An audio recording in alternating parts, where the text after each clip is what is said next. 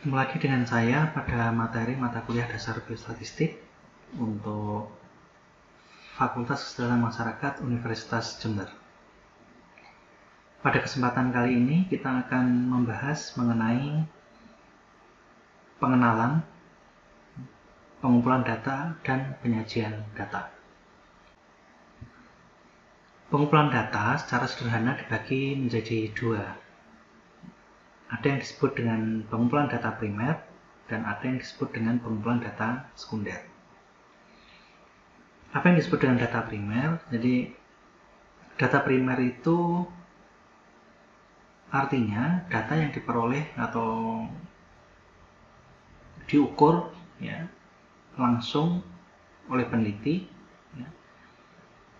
ke subjek ukurnya. Pengukuran data primer pada umumnya kalau di kesehatan yang paling sering dilakukan ada dua, yaitu pengukuran dengan cara observasi. Kemudian yang kedua adalah pengukuran dengan cara eksperimen. Pengukuran dengan observasi itu biasanya dilakukan melalui pengamatan oleh peneliti ke subjek ukurnya. Yang paling sering biasanya adalah melalui proses tanya jawab atau interview dengan kuesioner ataupun melalui pengukuran langsung untuk beberapa indikator-indikator fisik. Interview sendiri bisa dilakukan dengan cara terstruktur atau tidak terstruktur. Disebut terstruktur itu jika ada instrumen pertanyaannya jadi ada urutan pertanyaan yang mau ditanyakan dan skala jawabannya sudah disediakan. Nah, dilakukan tidak terstruktur itu kalau kemudian peneliti belum mengetahui secara pasti apa yang akan diamati sehingga hal-hal yang kemudian akan diukur, dilihat atau dicari tahu itu dilakukan secara tidak urut sebagaimana kalau kemudian sudah memiliki instrumen pengukuran. Nah, kemudian pengukuran langsung itu biasanya pada indikator-indikator fisik seperti misalnya pengukuran tinggi badan, berat badan, kualitas udara, kebisingan, kekeruhan air, kadar Hb dan seterusnya. Nah, data primer juga bisa dilakukan dengan cara eksperimen disebut eksperimen itu kalau kemudian peneliti melakukan perlakuan pada objek yang akan diteliti.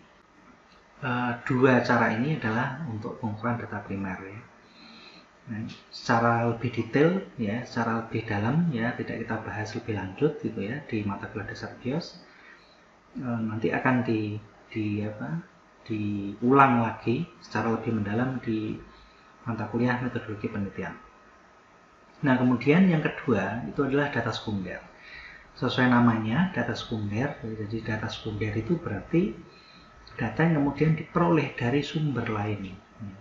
Misalnya, data itu diperoleh dari hasil riset yang sudah dilakukan oleh pemerintah, survei dan sebagainya. Misalnya kalau di kesehatan itu ada yang dikenal dengan data-data seperti Riskesdas misalnya, riset kesehatan dasar yang dilakukan oleh Balitbangkes, Depkes. Ada juga data-data seperti misalnya SDKI, Survei Demografi dan Kesehatan Indonesia. Nah, SDKI dilakukan oleh BKKBN yang bekerja sama dengan Mesar DHS. Atau ada data-data juga seperti misalnya yang dilakukan oleh BPS, Susenas, kemudian ada data sensus, kemudian ada data Sakernas, dan seterusnya. Nah, data-data itu kalau kemudian kita gunakan dalam penelitian kita, nah maka itu disebut dengan kita menggunakan data sekunder. Nah, kemudian penyajian data. Penyajian data secara sederhana bisa dilakukan dengan teks atau narasi. Artinya bahwa penyajian data itu dilakukan dengan cara diceritakan, dinarasikan. Contoh misalnya, contoh satu, ya, ini saya ambil dari Profil Kesehatan Indonesia tahun 2018 mengenai penjaringan kesehatan peserta didik kelas 7 dan 10. Jadi kelas 7 dan 10 itu artinya siswa SMP, ya, hingga SMA kelas 1, ya. Jadi ditulis di situ, ya, di Profil Kesehatan Indonesia 2018, ya, coba dicari, bisa dicari di internet gitu, ya. Risiko kesehatan terbanyak yang didapat dari penjaringan kesehatan kelas 7 SMP, MTS, SMP, LB, dan kelas 10 SMA, SMK, MA, SMA, LB antara lain. Ternyata nomor 1 adalah karies gigi, ya. Kemudian yang kedua adalah serumen telinga. Apa itu serumen telinga? Itu kotoran telinga, ya, paling istilah mudahnya. Kemudian masalah gizi, yaitu masalah ketiga. Apakah itu gizi kurang, kurus, gitu ya, obes, gitu ya, gemuk, ya, dan atau anemia, ya, ini biasanya untuk remaja putri biasanya, ya. Kemudian gangguan refraksi, gangguan penglihatan, ya, serta masalah mental emosional. Nah, ini jadi ada berapa masalah yang disampaikan, ada 1, 2, 3, 4, 5. Jadi ada 5 risiko kesehatan terbanyak, ya, untuk peserta didik kelas 7 dan 10 itu kalau kita simpulkan yaitu kesehatan gigi, ya, kesehatan telinga, ya, kemudian gizi, penglihatan, dan mental emosional. Nah, kemudian contoh 2, upaya kesehatan olahraga. Nah, ini ya. Tahun 2018, indikator persentase puskesmas yang melaksanakan kesehatan olahraga bagi anak SD mencapai 62,24% dari target 75%.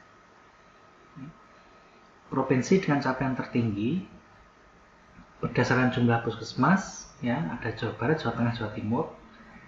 Kemudian 3 provinsi dengan capaian 100%, ya, yang melaksanakan kegiatan kesehatan olahraga, DIY, Bali, dan Gorontalo. Nah, jadi ini dinarasikan, ya. Nah, dinarasikan itu, ya, bisa dilakukan kalau, ya, data atau informasi yang kita sajikan itu sedikit, sederhana. Nah, itu kita bisa menggunakan teks atau narasi.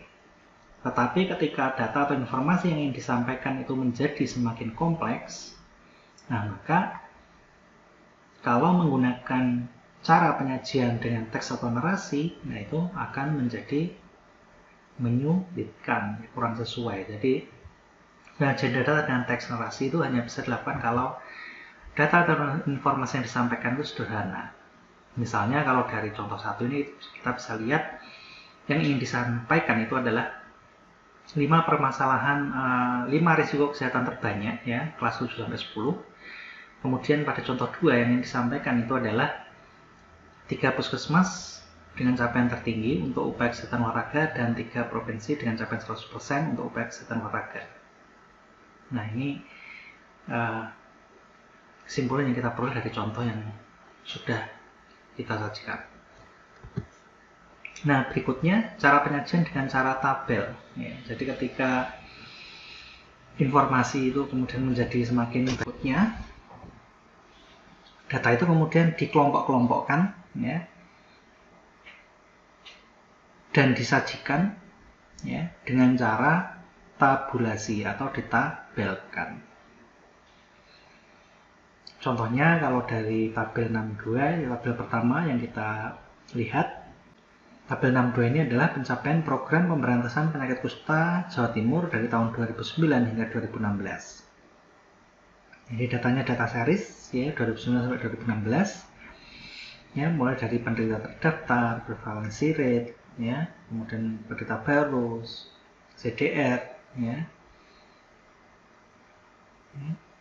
proporsi, ya, Mycobacterium, ya, kemudian proporsi cacat 2, proporsi anak, ya, dan RFT, ya. Nah, ini kalau datanya kemudian sudah dikelompok-kelompokkan, ya.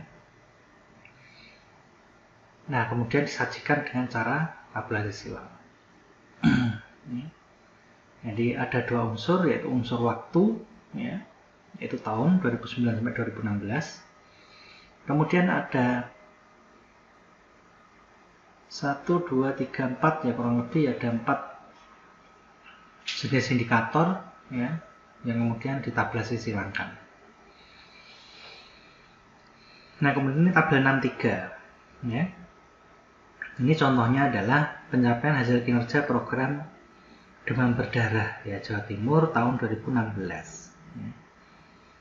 Nah, yang diambil dari dua indikator, yaitu indikator angka kesakitan atau incident rate, ya, kemudian angka kematian, case fatality rate. Ya. Incident rate Jawa Timur, ya, untuk DAF tahun 2016 64,8, ya, per 100.000 penduduk. Ya. Kemudian case fatality rate, ya, 1,4%. Ya. Nah, berikutnya penyajian data secara grafis, ya. Nah, sebagaimana yang pernah saya sampaikan, penyajian data secara grafis, ya, biasanya lebih mudah untuk informasinya itu ditangkap. Kenapa? Karena penyajian data secara grafis itu menggunakan gambar. Ya. Nah, karena menggunakan gambar, maka indera yang pertama kali menangkap yaitu mata, ya, itu biasanya menjadi lebih mengena. Kenapa? Karena informasi itu dijadikan secara visual, ya, dengan gambar, ada warna dan sebagainya. Ya. Bisa dengan menggunakan misalnya data dengan grafis seperti ini, gitu ya, atau dengan diagram, ya, diagram batang seperti ini misalnya. Ya. Nah, kalau kita perhatikan seperti line chart yang ada di sini, gitu ya, atau diagram garis, ya. Nah, line chart sendiri ini lebih cocok atau lebih sesuai itu kalau datanya sifatnya adalah serial waktu, ya, atau time series.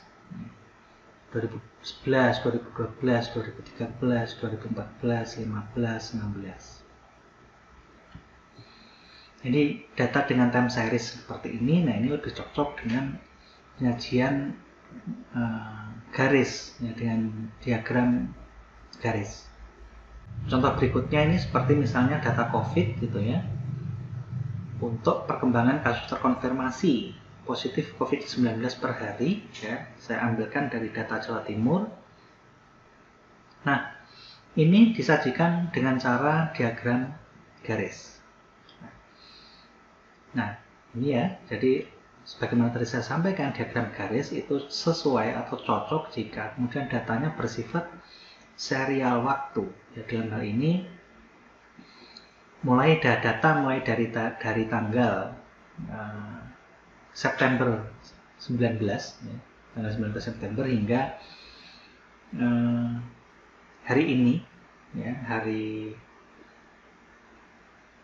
tanggal 9 Oktober, ya, 2020. Nah, datanya disajikan secara grafik, ya, dengan menggunakan diagram garis. Nah, berikutnya diagram batang itu digunakan kalau datanya kemudian kriteria yang digunakan adalah kriteria nominal, ya.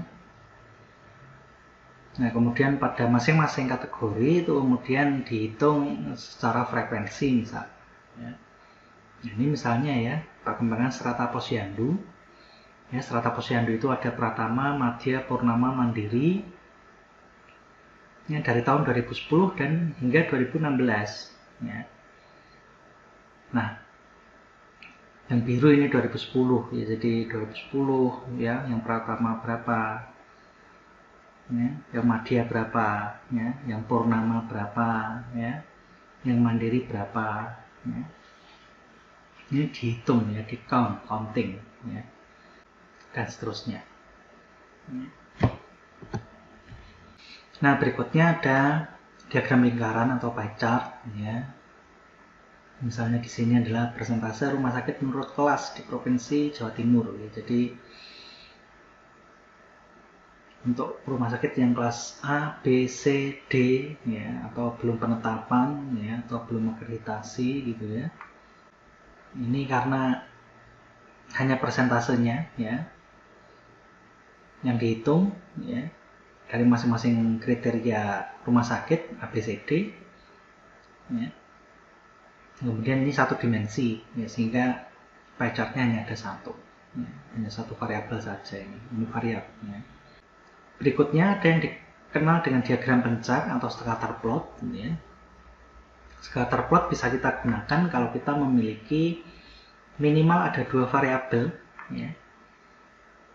Dua variabel itu akan digambarkan dalam sumbu X dan sumbu Y. Itu syarat pertama, jadi harus menggunakan dua variabel. Kemudian syarat kedua itu adalah kedua variabel tersebut skalanya adalah numerik. Ya, skala numerik itu berarti skalanya adalah interval atau rasio. Misalnya di sini adalah kontraseptif prevalence rate, ya, dengan log proporsi kematian ibu. Nah, bisa kita lihat bahwa ketika kemudian kontraseptif prevalence rate-nya itu semakin tinggi, maka proporsi kematian ibu itu menjadi menurun. Scatter plot biasanya digunakan untuk, ya, secara deskriptif, ya, digunakan untuk melihat apakah antara dua variabel itu ada hubungan atau tidak.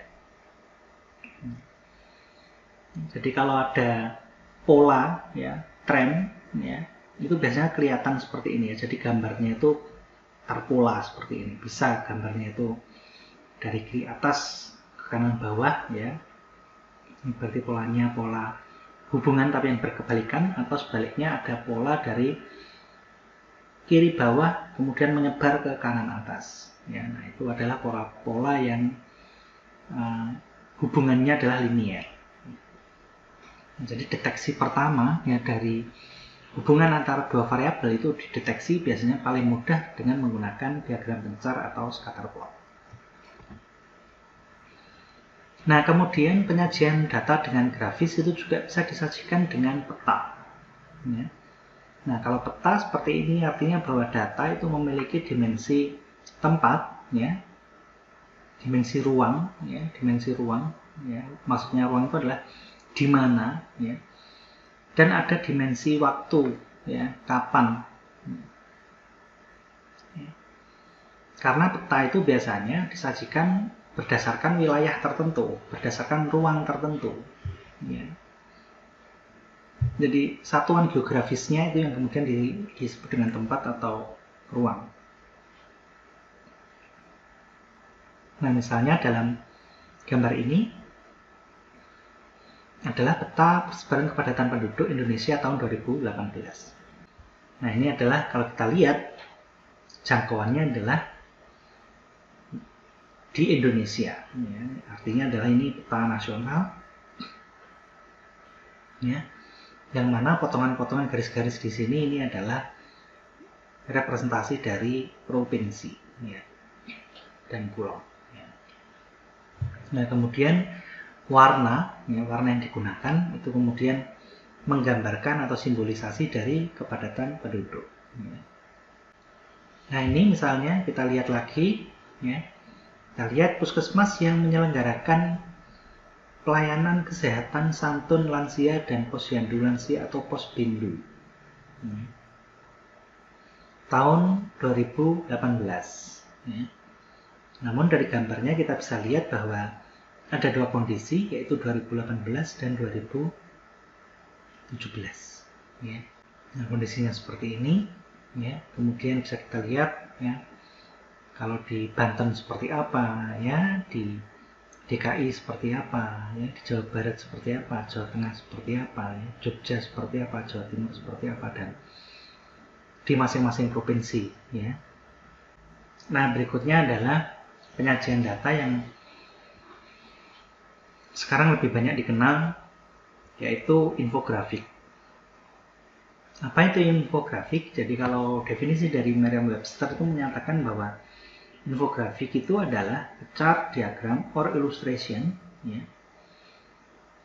that uses graphic elements to present information in a visually striking way. Jadi infografik itu adalah penggunaan chart, diagram atau ilustrasi ya,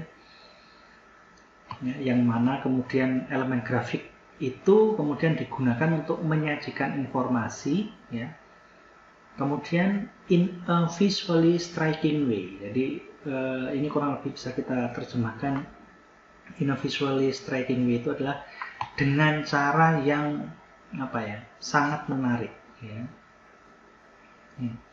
Makanya kalau kita perhatikan infografik itu biasanya adalah ukurannya besar ya, satu, kemudian yang kedua penggunaan warna-warnanya itu juga cerah ya. Kemudian yang ketiga ya, kita sebut infografik juga itu karena kemudian metode-metode penyajian datanya, apakah itu kemudian menggunakan grafik, apakah dia kemudian menggunakan tabel ya, kemudian menggunakan diagram dan sebagainya, lebih dominan dibandingkan dengan penyajian secara narasi ya. Misalnya ini adalah contoh saya ambil dari Tirto ID ya, jadi proporsi perokok umur di atas hingga di atas 15 tahun atau lebih gitu ya, menurut usia merokok ya, dari tahun 95 sampai 2013 ya. Nah, bisa kita lihat ya di sini gitu ya. Jadi jumlah perokok ya, kalau kita lihat yang usia 5 sampai 9 tahun gitu ya, yang bawah ini ya.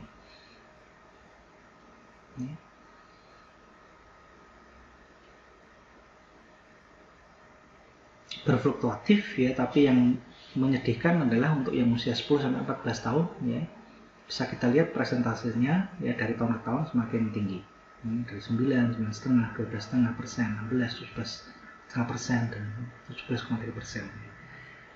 Nah, didominasi ternyata oleh perokok remaja ya, 15 sampai 19 tahun misalnya. Nah, jadi ini adalah contoh infografik ya. Atau di contoh kedua ya, yang dibuat oleh BPS ya, ini adalah profil kemiskinan Indonesia September 2017 gitu ya. Nah, bisa kita lihat jumlah penduduk miskin ya dari tahun 99 sampai September 2017 ya, perlahan-lahan mulai menurun. Nah, kemudian ini bisa kita lihat ya, jumlah penduduk miskin menurut pulau ya, September 2017 ya, ini dalam juta jiwa ya. Jadi ini adalah yang digunakan adalah frekuensi absolutnya ya, berapa banyaknya ya. Nah, berikutnya adalah pembuatan distribusi frekuensi ya. Misalnya ada data seperti ini ya, data 31, 60, 58 dan seterusnya ya. Nah, maka yang pertama-tama kali dilakukan untuk membuat distribusi frekuensi itu adalah kita harus menentukan rentang dulu atau range ya. Range diperoleh dari data maksimum dikurangi data minimum ya. Data maksimumnya adalah 94 gitu ya. Data terkecil, data minimum adalah 15 ya. Sehingga ketemu rentang atau range itu adalah 79. Nah, selanjutnya penentuan kelas interval ya, berapa banyak kelasnya ya, itu dilakukan dengan cara 1 plus 3,3 dikalikan log n, yang mana n-nya itu adalah banyaknya jumlah data. Nah, dari penghitungan ini boleh 1 plus 3,3 dikalikan log 30 ya, ketemu 5,87, sehingga kalau dibulatkan kelas interval itu kemudian dibuat dalam 6 kelas. Nah, kemudian panjang kelas ya, panjang kelas ya, ditentukan dengan cara P ya, panjang kelas interval atau P ya, ditentukan dengan range atau rentang ya, dibagi dengan banyaknya kelas yang sudah kita peroleh dari penghitungan sebelumnya. Nah, sehingga diperoleh angka 79 dibagi 6 ya, sehingga ketemu 13,167. Nah, dibulatkan ke atas, panjang kelas interval itu dibuat dalam 14. Nah, pemilihan ujung bawah kelas interval pertama boleh menggunakan nilai yang lebih kecil dari nilai terkecil. Artinya, boleh menggunakan nilai yang paling kecil dari 15, ya. Tetapi nilainya tidak boleh lebih kecil dari panjang kelas, ya. Jadi, nilai terkecilnya tadi adalah 15, ya. Artinya, kita boleh menggunakan angka di bawah 15, tetapi tidak boleh dari panjang kelas, ya. Nah, 14 panjang kelasnya. Artinya apa? Kita tidak boleh menggunakan angka yang lebih kecil dari 14. Ya, jadi kita bisa menentukan nilai awalnya itu adalah 15 atau 14. Ya. Panjang kelasnya adalah 14, ya. Intervalnya adalah banyak kelasnya adalah 6. Ya. Nah, kalau kita awali dengan nilai 15, ya, maka nilai berikutnya adalah 28, kemudian 29 ke 42, 43 ke 56, 57 ke 70, dan seterusnya. Nah, ini pembuatan untuk distribusi frekuensi, ya. Jadi dari data seperti ini, ya, ketika kemudian kita konversikan ke dalam data frekuensi, ya, maka cara penghitungannya adalah seperti ini tadi. Yang pertama kita hitung ringnya dulu, ya. Jarak, ya, ring itu jarak, ya, selisih jarak antara nilai maksimum dan minimum. Kemudian penentuan kelas intervalnya diperoleh dengan cara seperti ini, ya.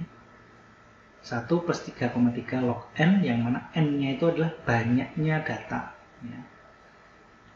Nah, kemudian kita tentukan panjang kelas interval yang diperoleh dari pembagian ring dibagi dengan banyaknya kelas. Nah, setelah jadi, maka kemudian kita buat, ya, distribusi frekuensinya, ya, seperti ini. Nah, kemudian dihitung antara 15 sampai 28 ada berapa nilai, ya. Ada 1, kemudian ada lagi 20, nah, ada 2, ya. Antara 29 sampai 42 ada berapa? Ada 3, ya, ada 31, ya. Kemudian ada 35, ya. Kemudian ada 36, ya, jadi ada 3, dan seterusnya. Nah, penggunaan frekuensi absolut, relatif, dan kumulatif. Nah, tadi kalau yang kita peroleh itu adalah frekuensi absolut. Apa yang disebut dengan frekuensi relatif? Frekuensi relatif adalah persentase datanya. Jadi 2 dibagi 30 dikalikan 100%, ketemu 6,67. 3 dari 30, ya, dikalikan 100%, ketemu 10%. Nah, ini adalah frekuensi relatif. Nah, penjumlahan dari frekuensi relatif, ya, total dari semua baris, yaitu akan selalu 100%. Ya. Nah, tapi kalau kita menggunakan angka aslinya yang kita peroleh dari frekuensi, gitu ya, nah itu yang disebut dengan frekuensi absolut. Nah, kemudian ada istilah satu lagi, yaitu frekuensi kumulatif. Jadi frekuensi kumulatif adalah dari frekuensi relatif itu kemudian dijumlahkan, ya, jadi dari masing-masing, ya. Yang pertama adalah 6,67%, ya, 2 dari 30, ya. Di baris kedua ini adalah 3 tambah 2, ya, 5 dibagi 30 kalikan 100%. Nah, ini ketemu 16,67%. Atau kalau dari frekuensi relatif, cara menghitungnya adalah persentase baris pertama dan kedua dijumlah itu adalah menjadi frekuensi kumulatif untuk yang hingga usia 29,42. Nah, frekuensi kumulatif untuk yang baris ketiga, ya, itu diperoleh dari 4 tambah 3 tambah 2 dibagi dengan 30 dikalikan 100%. Nah, ketemu 30%, ya, dan seterusnya, ya. Nah, sehingga pada baris paling bawah, ya, pada frekuensi terakhir atau nilai terakhir atau kelas terakhir, frekuensi kumulatif itu sama dengan 100%. Jadi kalau frekuensi kumulatif, sekali lagi, frekuensi kumulatif sesuai namanya, kumulatif itu adalah penjumlahan, ya. Jadi total persentase dari masing-masing kelas. Ya. Sedangkan frekuensi relatif itu adalah besaran atau persentase dari masing-masing nilai ya kelas ya dibandingkan dengan jumlah totalnya. Nah, jadi itu bedanya antara frekuensi absolut, relatif, dan kumulatif. Jadi kalau absolut itu adalah angkanya ada berapa, frekuensi relatif tadi adalah persentase dari kelas tersebut, ya. Sedangkan frekuensi kumulatif itu adalah jumlah total ya, frekuensi pada kelas yang bersangkutan yang diperoleh dari penjumlahan persentase dari kelas-kelas sebelumnya. Ya. Ketemu lagi pada materi berikutnya. Terima kasih atas perhatiannya. Sampai ketemu lagi pada kesempatan mendatang.